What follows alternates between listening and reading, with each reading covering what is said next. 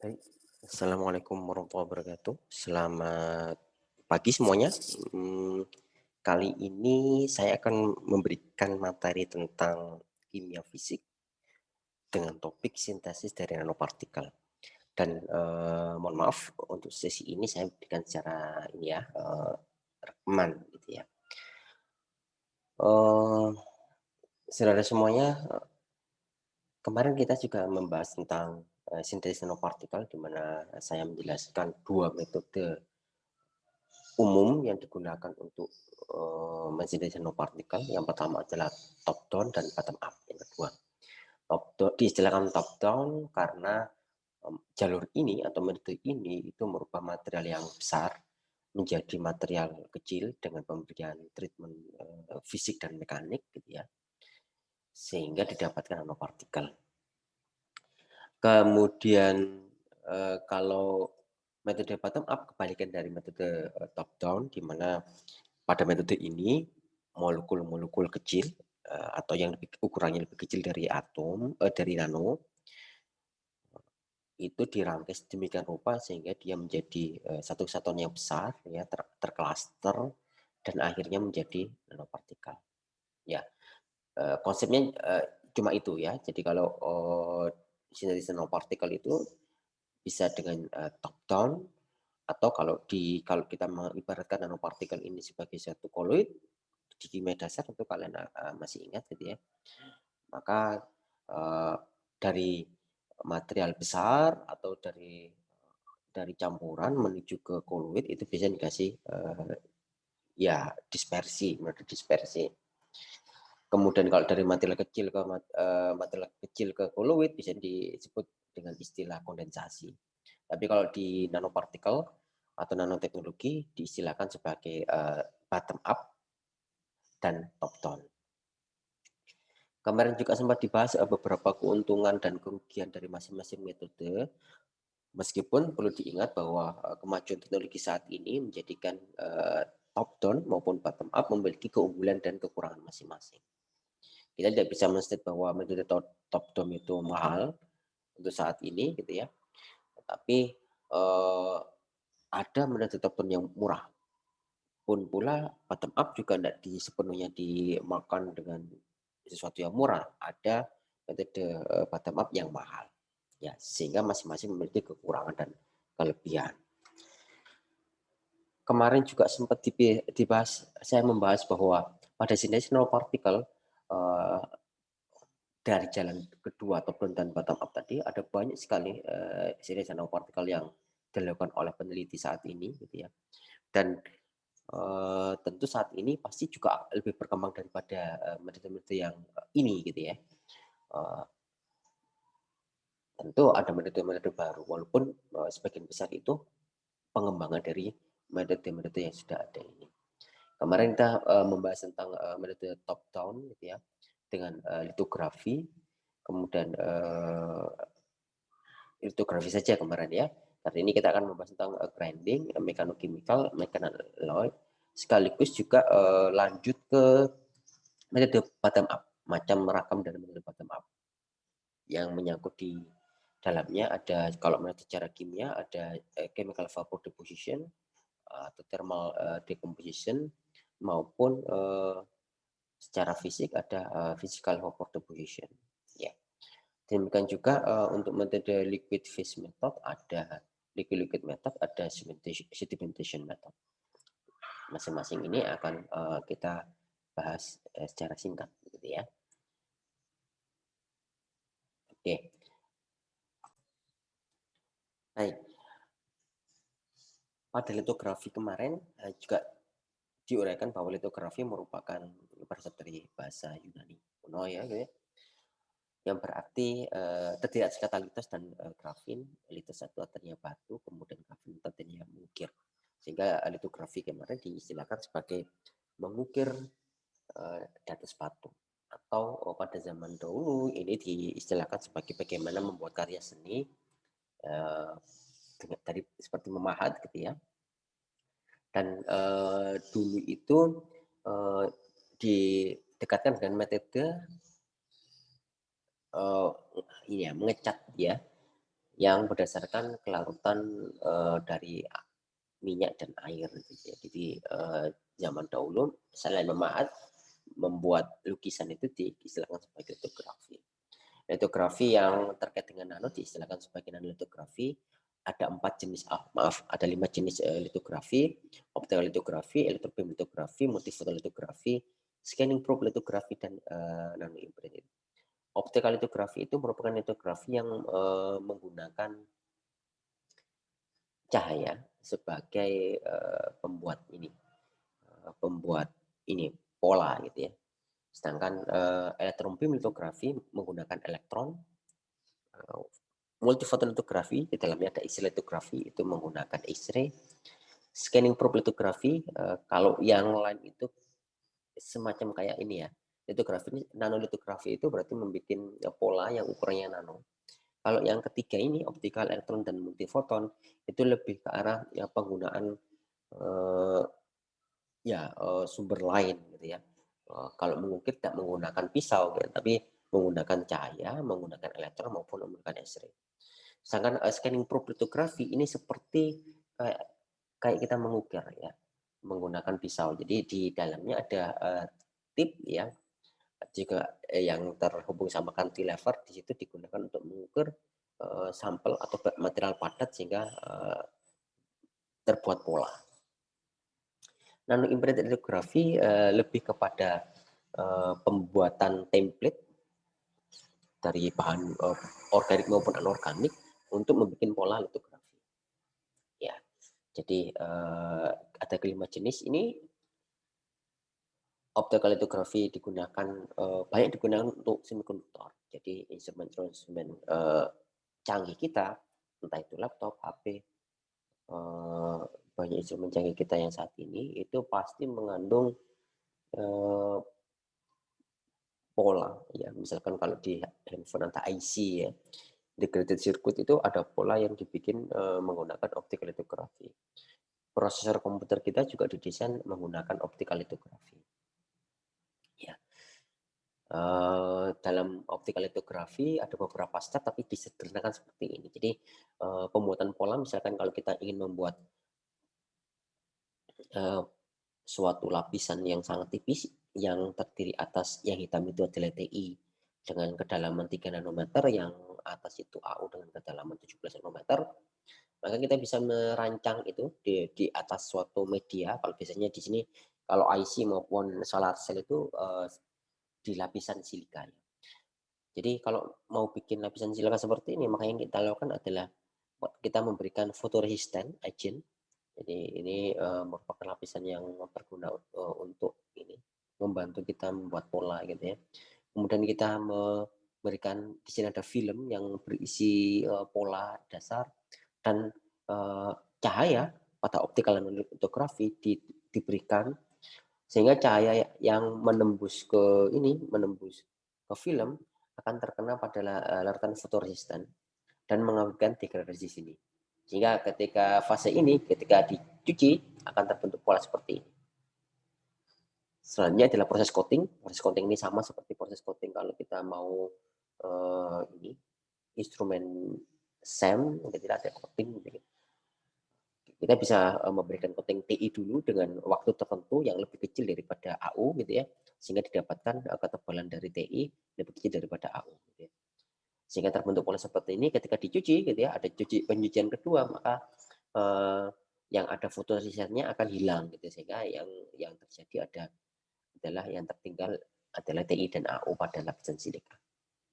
Nah, secara umum seperti itu. Tetapi di dalam optical litografi ada beberapa step gitu ya. Cleaning, wafer cleaning, di sini maksudnya SI cleaning ini ya, pembersihan SI, barrier layer formation, photoresist application, positive photoresist, banyak macamnya gitu ya. Sampai di sini terakhir stripping. Ya, ada banyak tetapi konsepnya seperti yang saya utarakan tadi. Kemudian elektron beam litografi itu seperti yang saya katakan sebelumnya menggunakan elektron sebagai pembuat pola ya. Jadi Karena elektron ukurannya lebih kecil daripada atom, maka tentu kita bisa memindahkan atom dengan mudah gitu ya, menggunakan elektron beam litografi. Kalau atom itu bisa terpindahkan, tentu pola yang dibentuk akan sangat kecil. Di sini elektron litografi mampu membuat pola sampai ke ketebalannya itu adalah 3 nano sampai 5 nano, cukup kecil. Ya. Elektron beam litografi idealnya selaras dengan instrumen scanning elektron mikroskopi. Jadi ini pengembangan dari alat SEM. SEM itu scanning elektron mikroskopi maksud saya. Itu adalah kalau kita kenal sebagai mikroskop elektron. Kalau di biologi kita menggunakan kenal mikroskop optik dengan pembesaran terbatas, tapi kalau menggunakan scanning elektron mikroskopi pembesarannya bisa sangat tinggi gitu ya, sehingga material-material kecil bisa terlihat yang lebih kecil daripada bakteri dan lain sebagainya. Elektron beam litografi ini modifikasi dari SEM itu, karena elektron itu bukan hanya di scanning elektronik mikroskopi itu bukan hanya digunakan untuk sebagai penggambaran gitu ya, mendapatkan gambar sebagai mikroskop dasarnya, tapi juga digunakan untuk mailing di sini. Mailing di sini yang saya katakan dia untuk membuat pola ya dari satu material padat. Selain itu juga digunakan untuk deposisi dan implantation. Kalau deposition itu kita memaksa atom lain untuk tinggal di situ. Jadi elektron SEM itu digunakan untuk mendorong atom lain supaya terdeposisi atau tertinggal di suatu material. Dan juga bisa digunakan untuk implantation. Implantation ini elektronnya masuk, elektronnya yang di material padat itu keluar. Jadi ini nanti akan memberikan gambaran tentang ini apa jenis-jenis unsur yang ada pada material yang ada pada sampel. Jadi SEM itu ada fitur IDX, biasanya kita bisa tahu gambar, misalkan kita memperoleh satu gambaran gitu ya, bulat, kotak dan sebagainya. Yang bulat ini unsurnya apa saja, yang kotak itu unsurnya apa saja, kita bisa tahu dengan baik. Seperti itu. Jadi ada 4 pola itu. Nah, keempat sifat ini dari elektron scanning elektron mikroskopi itu ada pada SEM generasi terbaru. Generasi terbaru, produk terbaru. Namanya fokus ionic beam ya, atau FIB SEM ya. Beberapa jenis FIB SEM itu ada variannya juga.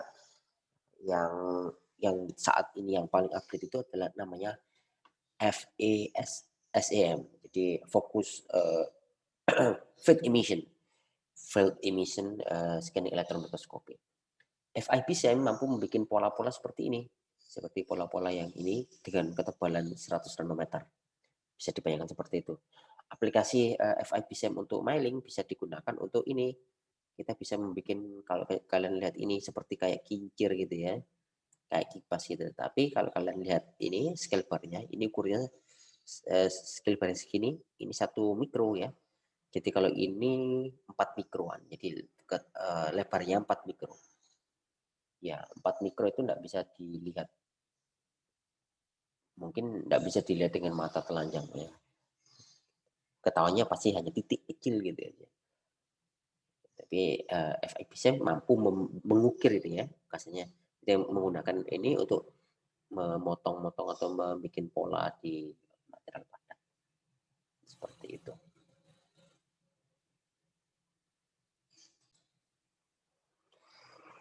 Baik, saya lanjutkan.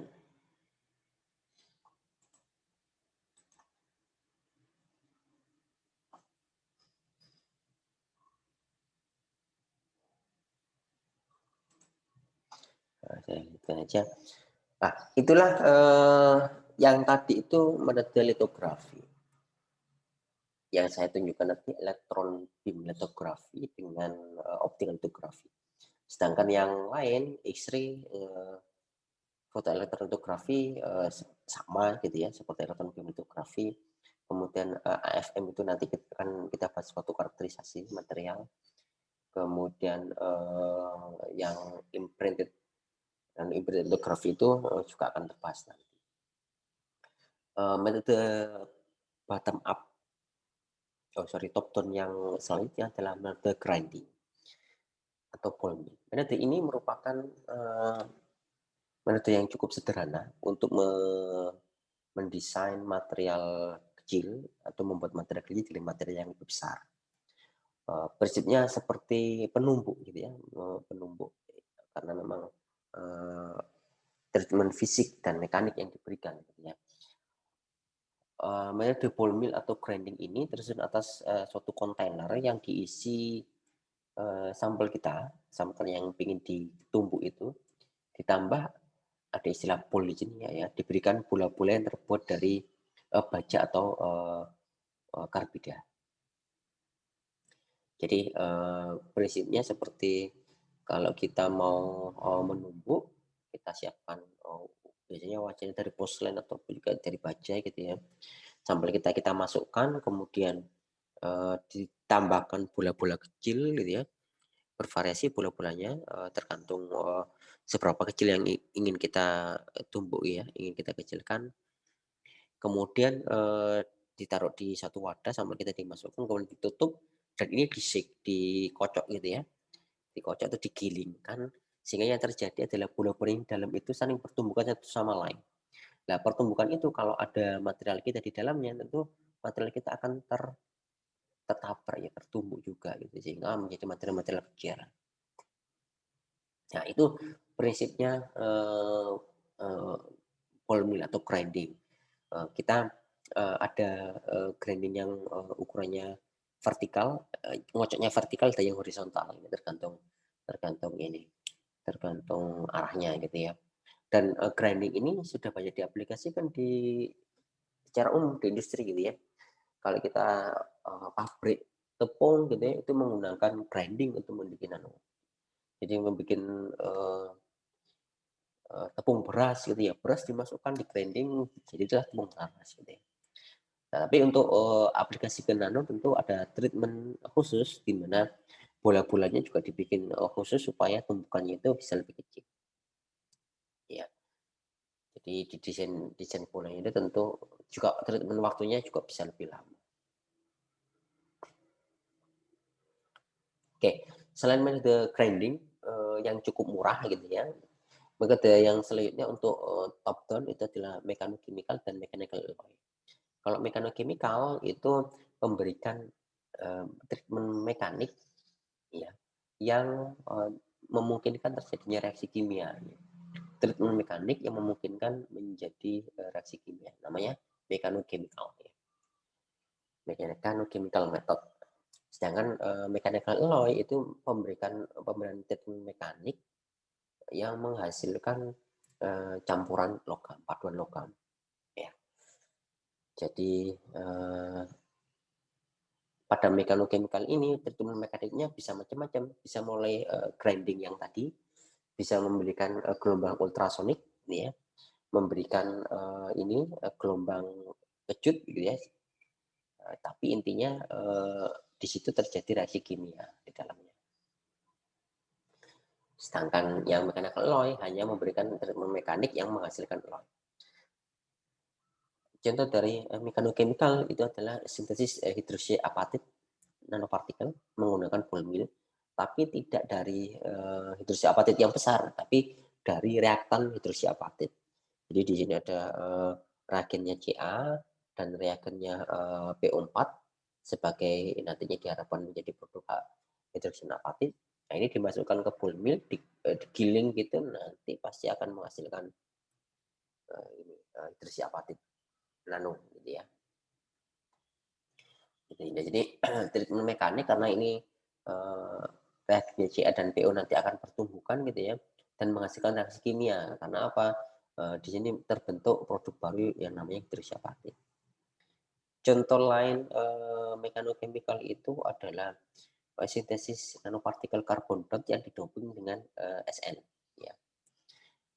Sintesisnya menggunakan ini ultrasonik, gelombang ultrasonik diberikan sehingga karbon dot yang berubah menjadi ini tin, ya, prekursornya dari polimer, polimer jadi karbon dot, karbon dotnya nanti didoping dengan bantuan ultrasonik juga dengan tin sehingga dapatkan seperti ini karbon dot yang di dalamnya ada doping.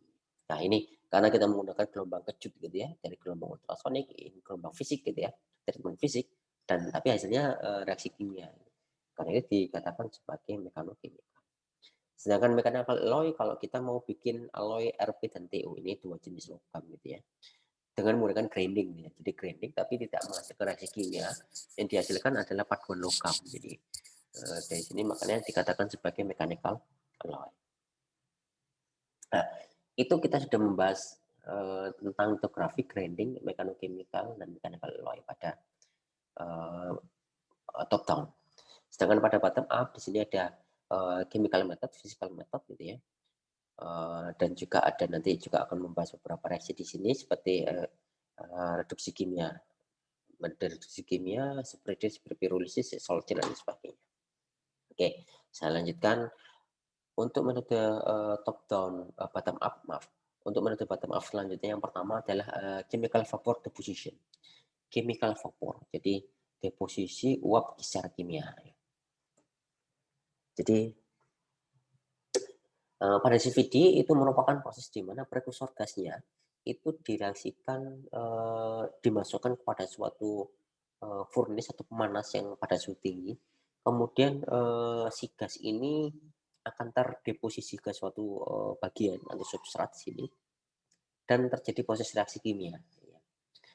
Produk samping yang tidak diharapkan akan diarahkan keluar. Sedangkan produk yang diharapkan itu akan terdeposisi pada satu bagian. Karenanya makanya namanya chemical vapor deposition, katanya deposisi ya memang majornya adalah proses deposisi. Kemudian vapor itu dari gas, dari reaktannya berupa gas, dan deposisi dari reaktan gas yang mengalami reaksi kimia. Jadi seperti itu. Ini metode yang cukup canggih, tapi juga sederhana. Jadi kita hanya membutuhkan furnace yang mampu dialiri oleh gas tertentu sebagai prekursor. Kalau namanya saat ini adalah tubular furnace. Jadi furnace bentuk tubular yang memungkinkan gas bisa masuk ke dalamnya.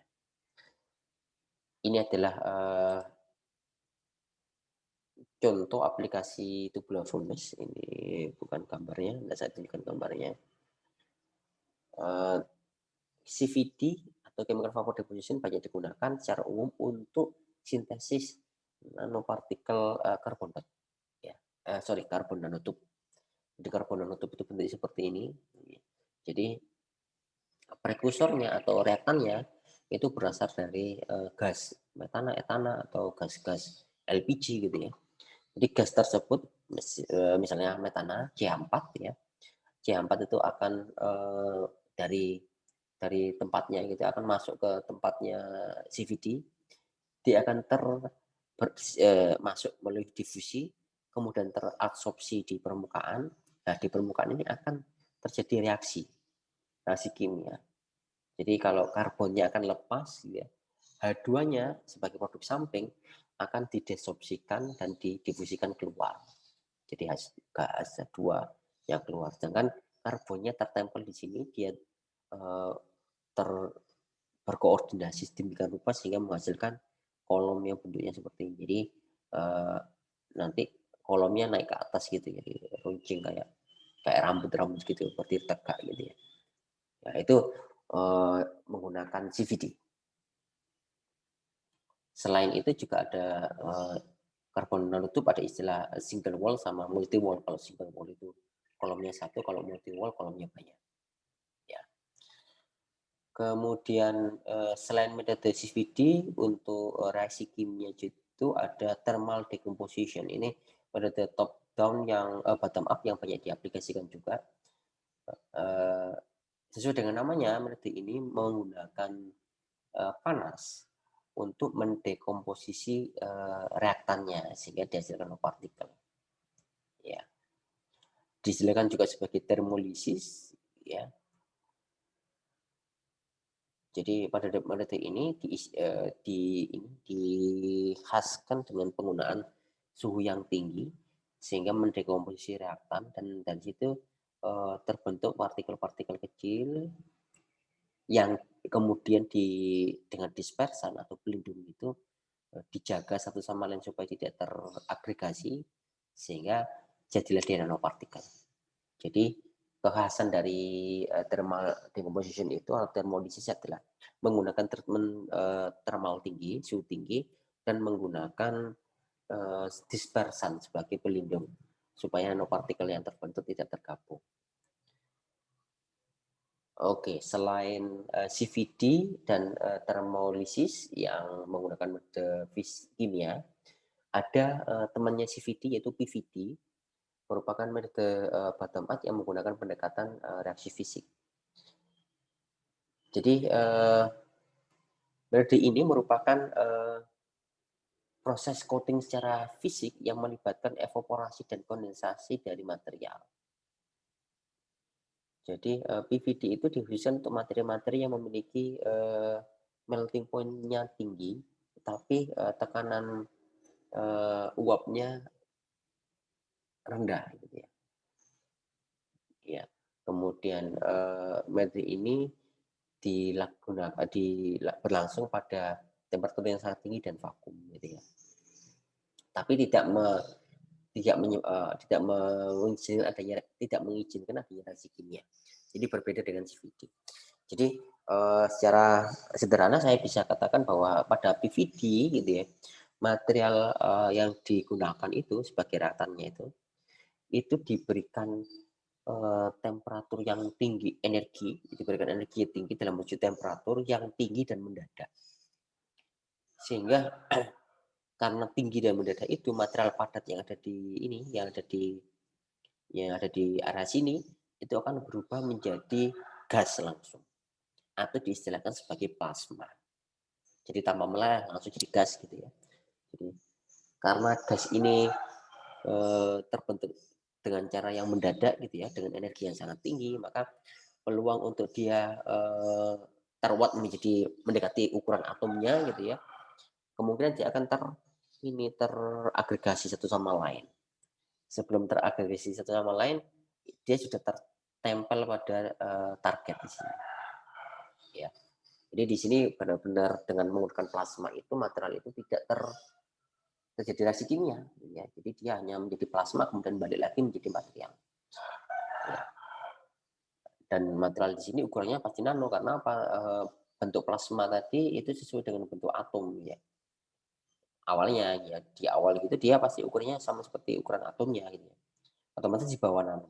Tapi setelah dia teragregasi dengan berjalannya proses waktu gitu ya, dia akan teragregasi untuk ukuran yang diharapkan dalam area nano, yaitu 1 sampai 100 nano.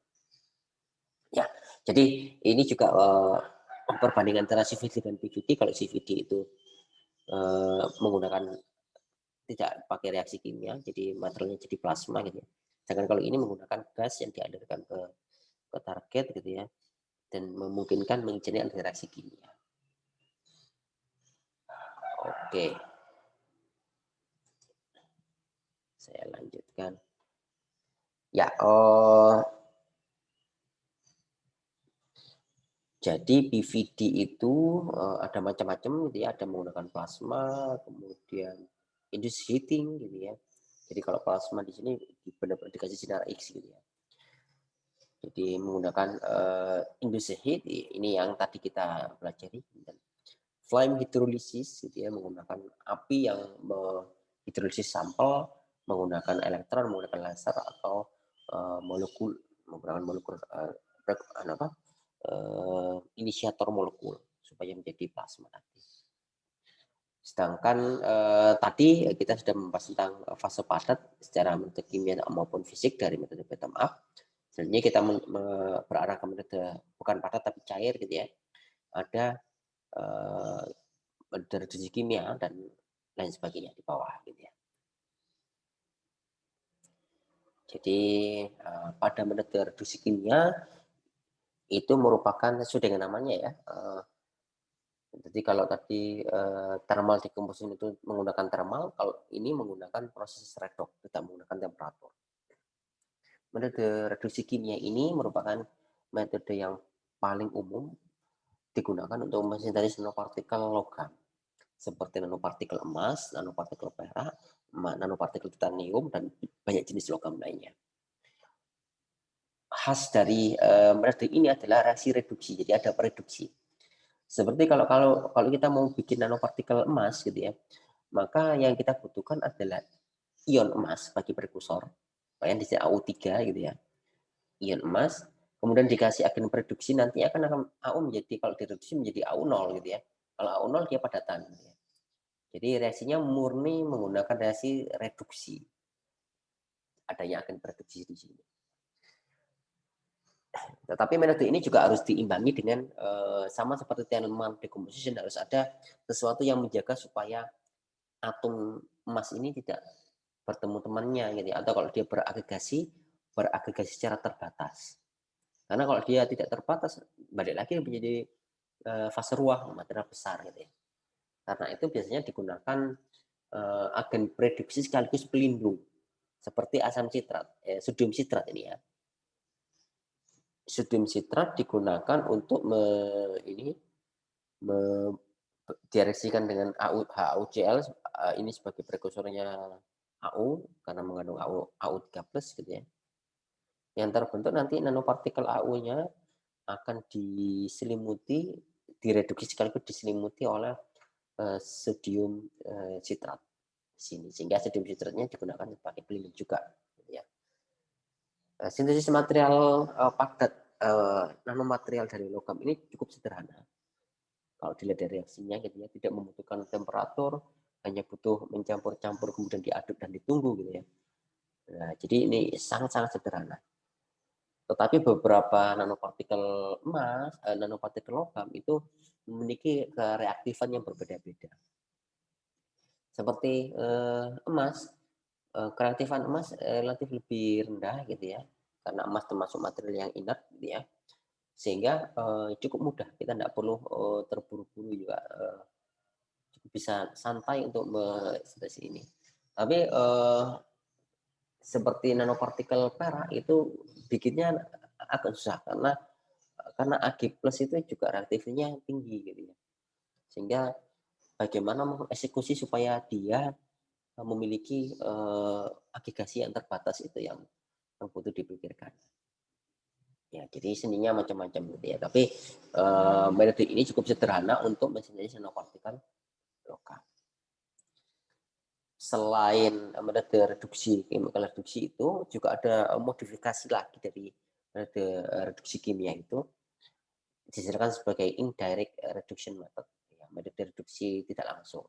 Tidak langsung karena apa? Menggunakan bantuan dari tenaga dari lain gitu ya, misalkan photo reduction menggunakan cahaya, menggunakan ultrasonik, gelombang ultrasonik, menggunakan bantuan microwave, menggunakan bantuan gelombang elektromagnetik gitu ya, untuk mereduksi ya. Jadi reduksinya, ketika proses reduksi nya dibantu dengan energi lain gitu ya, maka digolongkan sebagai indirect reduction method.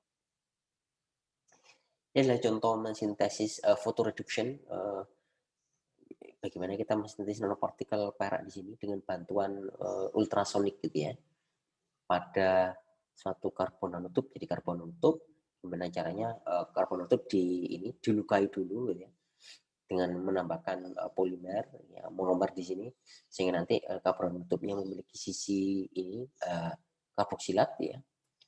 Kemudian diberikan ion Ag, dan Ag di ultrasonik dan di UV, di UV ya, ini foton ya, di radiasi UV, maka Ag-nya berubah menjadi Ag plusnya berubah menjadi Ag. Nah, ini menggunakan photo reduction, menggunakan bantuan cahaya di sini. Ada juga sintesis ini grafin yang didoping sama iridium menggunakan gamma radiolisis. Jadi pertama dikasih radio dulu, gelombang radio, karena gelombang ini besar, jadi cukup untuk membersihkan sampel ini dari reaktan yang tidak diinginkan gitu ya.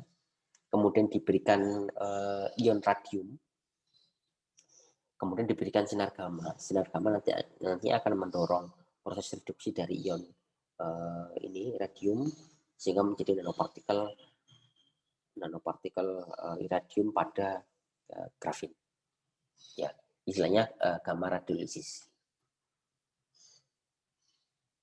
Oke, selain proses tadi, proses reduksi, juga ada proses sintesis nanopartikel bottom up dengan ini menyemprotkan gitu ya.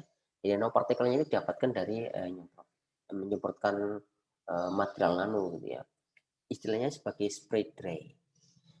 Spray dry sendiri bukan sesuatu yang cukup istimewa karena spray dry ini merupakan instrumen yang digunakan untuk membuat susu bubuk, kemudian membuat kopi bubuk, ya kopi instan gitu ya, itu menggunakan spray dry. Jadi kalau mau bikin susu bubuk gitu ya, maka susu dicampurkan dengan beberapa tambahan gitu ya, kemudian cair gitu kan, dikentalkan ya, kemudian dispray di sini, dan diberikan hawa panas. Nah, hawa panas ini mampu menarik menarik air, sorry. Jadi hawa panas itu ketika disemprot itu nanti ada butiran-butiran misalkan kalau susu bubuk gitu ya, maka ada butiran-butiran susu dan air di situ. Karena diberikan hawa panas selepas dia proses penyemprotan, maka pada butiran itu airnya nanti keluar, tapi susunya tidak terdekomposisi karena prosesnya sangat cepat gitu ya. Sehingga susunya menjadi kering gitu ya, menjadi bubuk dan jatuh ke bawah. Nah, itu proses pada pembuatan susu bubuk menggunakan spray dry. Pada kopi juga sama gitu ya, kalau mau bikin Nescafe, kopi instan gitu ya, maka kopi, gula dan lain sebagainya campur jadi satu, kemudian dilakukan spray dry. Hasilnya bubuk. Ketika kita bisa memodifikasi semprotannya ini menjadi ukurannya nano gitu ya, maka kita menggunakan istilahkan spray dry nanopartikel. Jadi partikel yang didapatkan tentu partikel-partikel ukuran kecil, ukurannya nano. Ya. Jadi ini cukup bagus untuk menghasilkan produk dengan ukuran tertentu dan kelembapan tertentu. Jadi karena menggunakan ini gas panas gitu ya, maka kita bisa menghasilkan bubuk di mana yang jadi bidikan itu airnya keluar ya. Air bisa dikeluarkan, materialnya bisa sisanya bisa terendapkan gitu ya. Jadi material ini cukup bagus untuk digunakan pada makanan dan obat gitu ya, karena penggunaan thermal yang tidak merusak dari material. Kalau susu itu kalau dipanaskan harusnya terjadi protein, harusnya terjadi denaturisasi atau perusakan protein ya, karena panas. Tapi dalam susu bubuk tidak gitu ya, karena proses pemberian uap panas pada spray dry itu cukup singkat sehingga airnya bisa keluar tapi materialnya tidak hancur, tidak ya tidak terdeformasi ya proteinnya. Oke. Selain spray dry ada spray pirolisis, sama-sama menggunakan spray, tapi yang ini kalau yang tadi diberikan uap panas, tapi kalau ini spraynya ditaruh di atas suatu kayak hot plate gitu ya, suatu permukaan yang panas, sehingga ketika dia tersemprot gitu ya, ada butiran di sini dan dengan panas terjadi proses pirolisis, istilah seperti itu. Pirolisis sendiri diistilahkan sebagai proses pemberian panas pada gas tertentu atau tanpa oksigen. Ya. Jadi kalau spray pirolisis tentu di sini area ini itu harus vakum atau harus ada gas tertentu. Ini cukup bagus untuk mendapatkan ukuran dan kelembapan tertentu seperti spray dry gitu ya.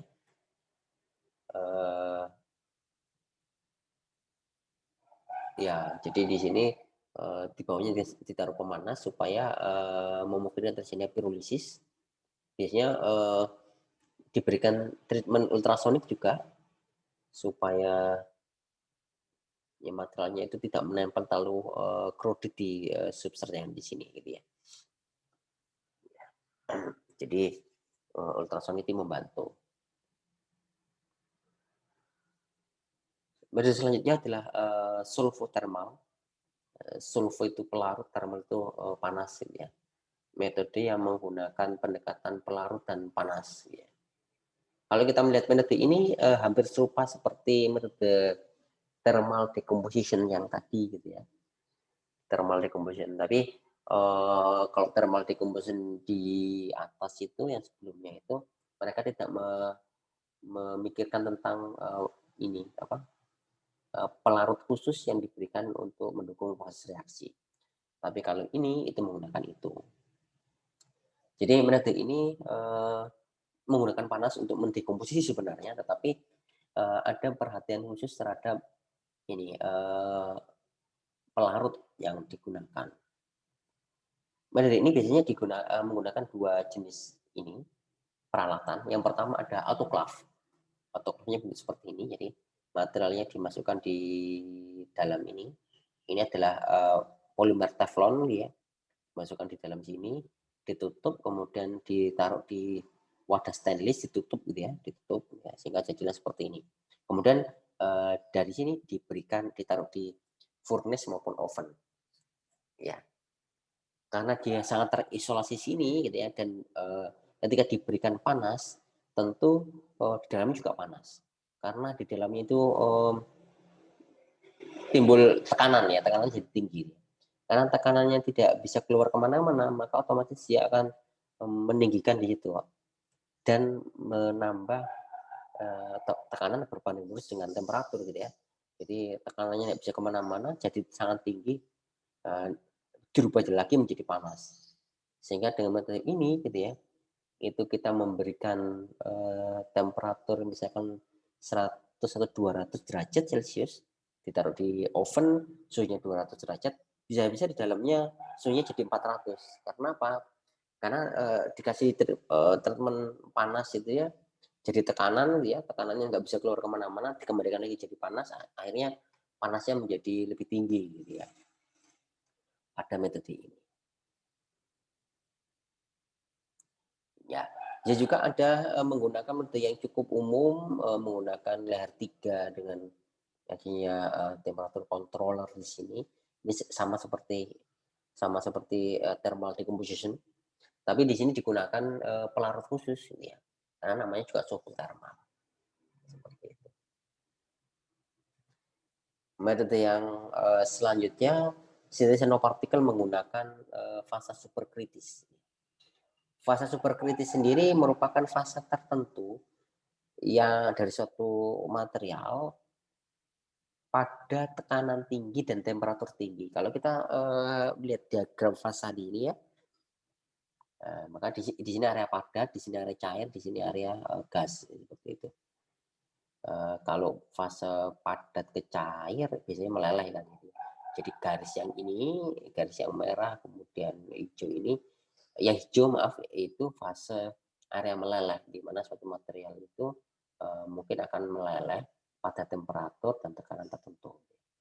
Sedangkan yang warna merah ini itu area dia menyublim dari padat menjadi gas. Sama seperti ini ya, ya dari padat menjadi gas. Area yang garis biru ini itu merupakan area dia menguap ya dari cair menjadi gas gitu ya. Pun pula sebaliknya. Nah, pada ini area menguap ini ketika temperaturnya sangat tinggi dan tekanan sangat tinggi, maka akan tercapai titik kritis, silakan seperti itu. Titik kritis ini titik akhir yang membatasi antara material itu dalam bentuk cair dan bentuk gas. Jadi selepas titik tersebut masuk ke titik superkritis. Pada titik ini sekali lagi tidak bisa dibedakan mana itu yang cair, mana itu yang gas. Jadi ketika cairannya itu ini pada tekanan dan temperatur yang sangat tinggi, maka kita tidak bisa membedakan mana itu bentuknya cair atau mana itu bentuknya gas. Kondisi ini dikatakan sebagai titik superkritis. Nah, pada nanopartikel itu digunakan ada satu metode yang namanya ini rapid expansion supercritical solution. Prinsipnya sama seperti spray dry maupun spray pirolisis. Jadi spray yang di sini yang diintikan gitu ya. Tapi ini kekhasan untuk kalau kita mau bikin nanopartikel dari material yang mayoritas hidrofobik, tidak suka sama larut sama air. Nah, peranan superkritisnya di mana? Yang dijadikan superkritis itu adalah gas CO2. CO2 didesain menjadi superkritis. Ya, bukan gas, bukan cair gitu ya. Didesain menjadi superkritis. Nantinya bisa melarutkan material-material yang hidrofobik. Ya, material-material yang hidrofobik karena dia karena dia tercampur gitu ya, terlarut, kemudian disemprotkan ya. Dan kita mendesain semprotannya ukurannya kecil, ukurannya nano, tetapi ruangannya di sini ruangan normal. Hasilnya apa? Sama seperti ini spray dry gitu ya.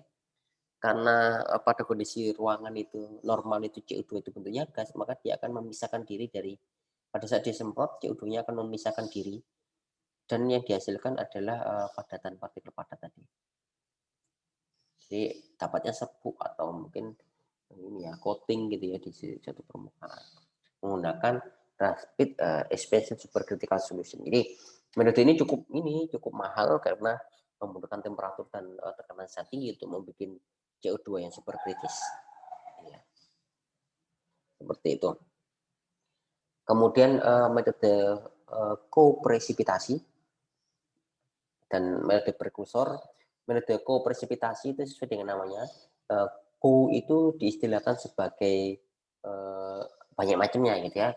Ko itu kalau bisa disilakan asisten ya, atau partner, bisa dikatakan disilakan kedua gitu ya, atau diistilahkan sebagai pendamping juga bisa ada. Seperti kalau co-pilot berarti dia ini pendamping pilot ya. Co-author ya, atau pilot kedua gitu ya. Kalau di publikasi itu co-author berarti dia pendampingnya penulis kedua ya. Atau penulis selain penulis yang pertama. Jadi penulis yang pendamping yang pertama.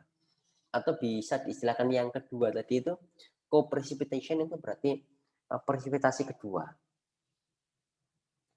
Jadi co-precipitation itu merupakan proses presipitasi yang terdiri dua kali ya. Ya di sini teknisnya menggunakan instruksi dan sebagainya. Tapi intinya co-precipitation itu merupakan proses metode di mana pada reaksi totalnya itu terjadi dua kali presipitasi. Nah, contoh dari ini gitu ya. Metode kopresipitasi seperti ini, reaksi sintesis BaTO3 fase solid itu menggunakan metode kopresipitasi. Terjadi dua kali pengendapan.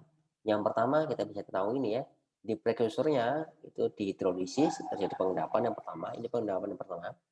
Endapan ini kemudian dilarutkan lagi menjadi larutan dan diendapkan lagi gitu ya. Jadi ini pengendapan ini kan solid, pengendapan kedua. Disintering jadi padat ya, jadi produk. Jadi karena di sini menggunakan metode dua kali pengendapan, maka dikatakan sebagai kopresipitasi. Nah, kebanyakan metode kopresipitasi itu juga termasuk metode sebelumnya nih ya, prekursor. Metode prekursor itu metode sintesis nanopartikel, tapi mempertimbangkan stoikiometri dari reaktannya yang diselaraskan dengan stoikiometri produk.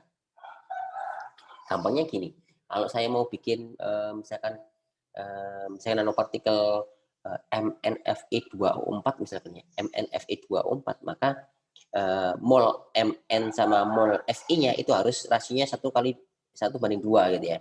Mn-nya 1, Fe-nya 2. Nah, kalau seperti itu dikatakan sebagai metode prekursor.